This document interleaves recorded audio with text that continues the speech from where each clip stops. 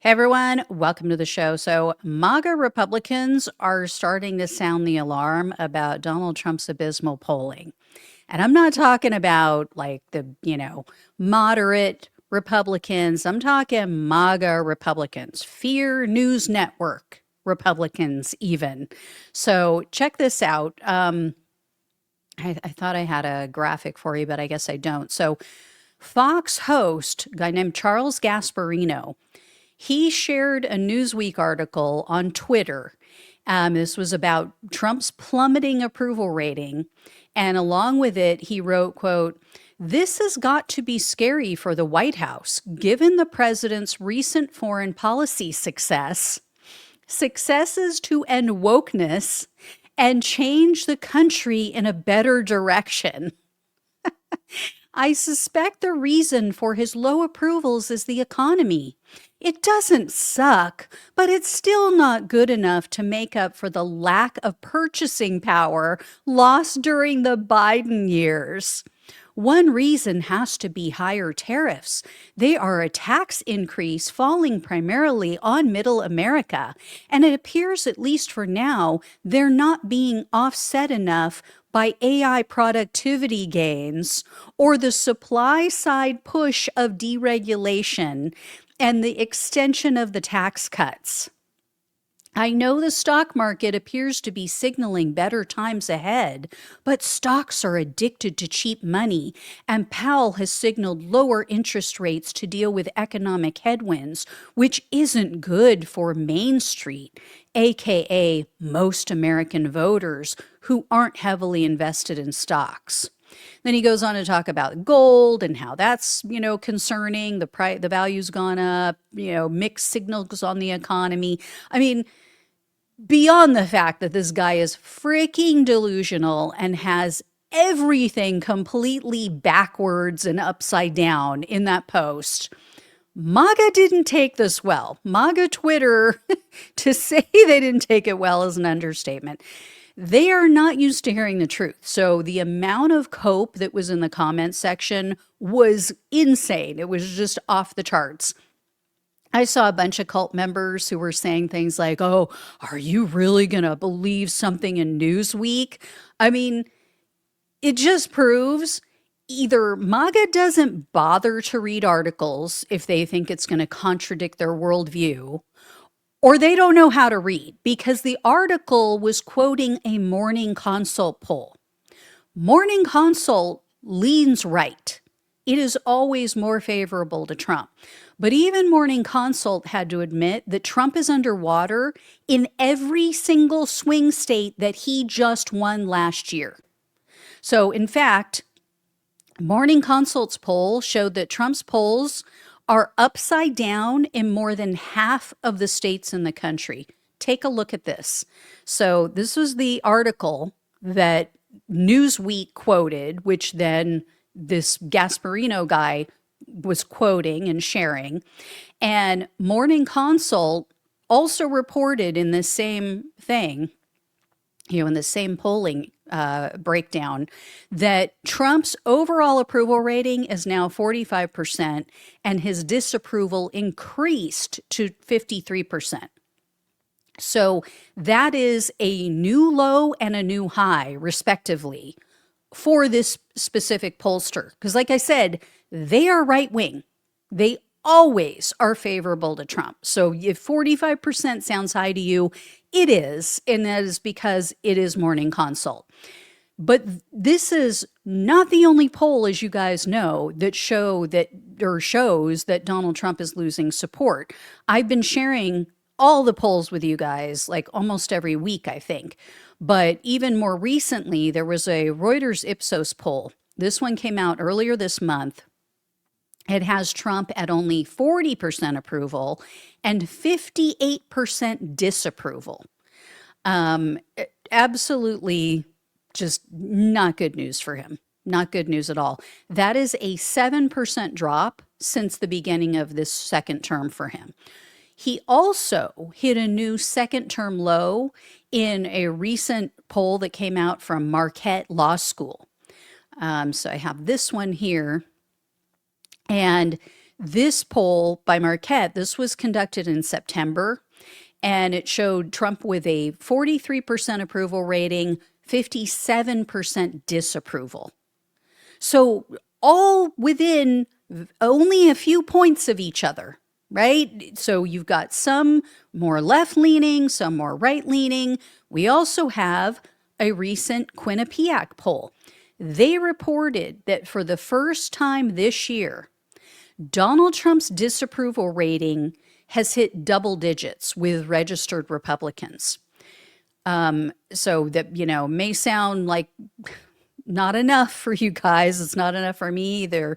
But what they reported is, and again, this was late September when they did this poll, 86% of Republicans approve of Trump's job performance, 10% disapprove.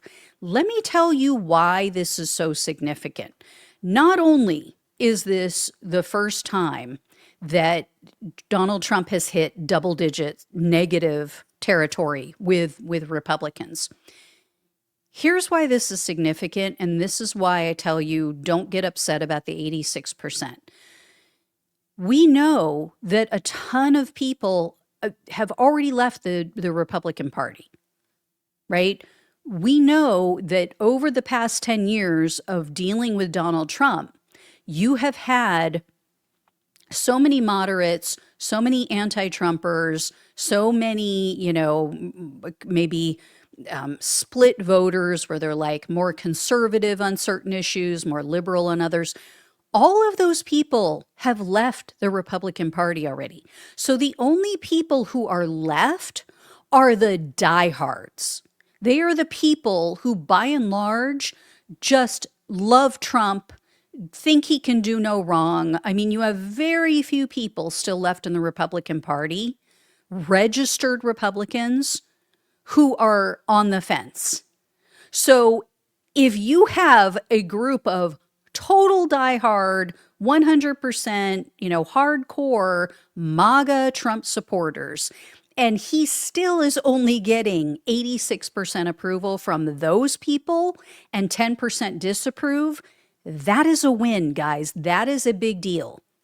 And we know why this is happening. I mean, those of us who have two brain cells, right, in our head, those of us who aren't sloppy drunk on Trump's Kool-Aid, we all know one of the major reasons is his disastrous economic policies. And case in point, there's this poll that came out. So this was from Navigator Research. They have released this poll. This came out earlier this month, showing that almost 7 out of 10 voters overall, and this was in swing districts. So these are very crucial districts. Almost 7 out of 10, you can see it's 69%, say that Trump's tariffs have increased costs. Not good, right? And that includes, as you can see here, 73% of independents who absolutely determine the results of elections, and even 40% of registered Republicans. And Trump's immigration policies, as I've been sharing with you guys, and I apologize, I have like a hair on my face or something, I'm itching. His immigration and deportation policies are really starting to drag him down. I shared with you guys recently, I think it was earlier this week, how all of the podcast bros are starting to turn against Trump because they don't like the cruelty that they're seeing. They absolutely disagree with the ridiculous, senseless deportation of law-abiding immigrants. So, and we now have more evidence that Donald Trump's immigration policy is a political loser. And this is coming from Florida, of all places. So check this out. Last year in the election for president, Donald Trump flipped the Miami-Dade region for the first time in like forever. It had always gone blue, that one area. It went for Trump. It went red. The residents, though, are starting to regret their choice, it seems. So check this out. This was from the Miami Herald. They reported on a poll that was conducted just among Miami-Dade residents. They found that 46% approve of Trump's job performance. So he is underwater. Again, they gave him the win just last year. And you might say, again, 46%, that's still way too high, blah, blah, blah. I get it. I totally get it. However, check this out. In this same poll, only 35% of these Miami-Dade residents support Trump's decision to end TPS, which is the temporary protected status for immigrants, specifically like Venezuelans, Haitians, and especially when it comes to the Venezuelans, because there's so many of them in Florida. So I know it's not good enough. I know we want to see him at 5% support, but it's not going to happen. But this is good news. Also, this is a very telling sign. So right-wing publications and pundits, they are getting nervous. They're trying to warn their MAGA audiences that they need to face reality. So one example is the conservative news outlet called the Washington Examiner. They published this article just recently. For those who can't make out the title, it says, "Chuck's in luck," or I guess it's a question. "Chuck's in luck? Warning signs ahead for Republicans in next year's Senate races." Then they went on to explain in this article that the Republicans' big but ugly bill is not as popular as it should be, according to them. And the journalist warns that the bill has only has a 64% disapproval rating. So the approval rating is super low. Now, of course, they argue, the bill really is great, but Republicans just have a messaging problem. Sure, Jan. I also found this other cry for help, which just cracked me up. I'm just, I'm loving this. There is this opinion piece over on the Hill news outlet. Conservative contributor Kevin Igo, he is literally begging the readers to, quote unquote, wake up. As you see here, it says, "Wake up, MAGA." And then Igo wrote in this article, quote, "In recent months, more than one friend has said to me, 'Don't you think Trump is doing great?' On each occasion, my friends seem perplexed when I say, 'No, he is not doing great.' When I get into the reasons, management style, rhetoric, policies, and the constant self-massaging of an outsized and out-of-control ego, my friends are further perplexed. Talk about Trump's numbers in the polls invariably leads to a counterpunch that the polls are always wrong or that a specific poll is rigged to make Trump look bad." They're so delusional. So Igo goes on in this article to say that this isn't about just one poll. It's about multiple polls, multiple pollsters. And then he warned the readers, quote, "MAGA and the White House needs to accept it and change accordingly. Failure to do so will effectively end the Trump administration, with Democratic majorities in the Congress issuing subpoenas on a daily basis." And then he goes on to praise Trump's border policy. But then he turns around and he slams the administration because they refuse to acknowledge Trump's economic failures.